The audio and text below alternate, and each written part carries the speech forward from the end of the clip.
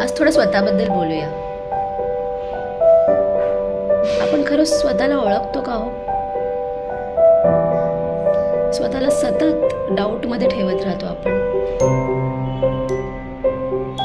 की माझ्याकडून हे होईल की नाही, मला हे जमेल की नाही. नियमितपणे स्वतःवर शंका घेत राहतो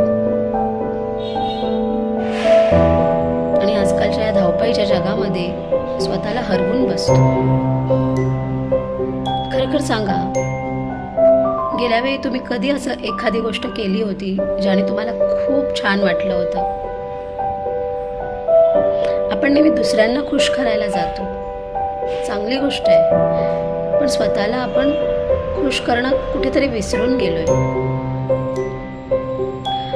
2025 जेव्हा सुरू झालं तेव्हा प्रत्येकाने मनावर घेतलं असेल की हे करायला पाहिजे, ते करायला पाहिजे, आता मी माझी फिटनेस जर्नी चालू करेन, किंवा यावर्षी मी काहीतरी चांगलं गुंतवणूक करेन,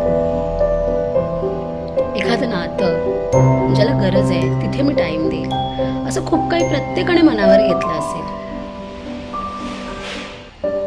2 महिन्यामध्ये 2025 संपतंय. एकदा उजळणी करा भाऊ, खरंच आपण कुठपर्यंत आलोय? सुरुवात तर सगळ्यांनीच केली असेल, पण ते कंटिन्यू किती जणांनी केलंय? मी हे नाही म्हणत आहे की तुम्ही लोकांचा, समाजाचा विचार करू नका. डेफिनेटली आपण एका समाजाचा, एका कुटुंबाचा भाग आहोत, त्यामुळे आपल्याला हे लागेबांधे आहेतच.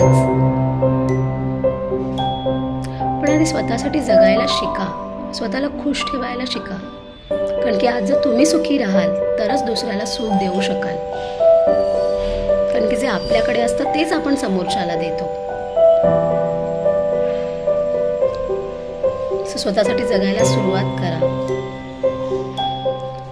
स्वतःसाठी जगण्यात काही स्वार्थ नाही बरं, अजिबात नाही. उलट स्वतःसाठी जो जगतो तो स्वार्थी नाही, सारथी ठरतो. कारण की तो स्वतःसोबत दुसऱ्यांच्या लाईफमध्ये सुद्धा तोच सकारात्मक पॉझिटिव्ह अप्रोच घेऊन चालू शकतो. हाच माझा एक छोटासा मेसेज आहे. Start proving yourself. स्वतःला खरं सिद्ध करा, दुसऱ्याला नाही.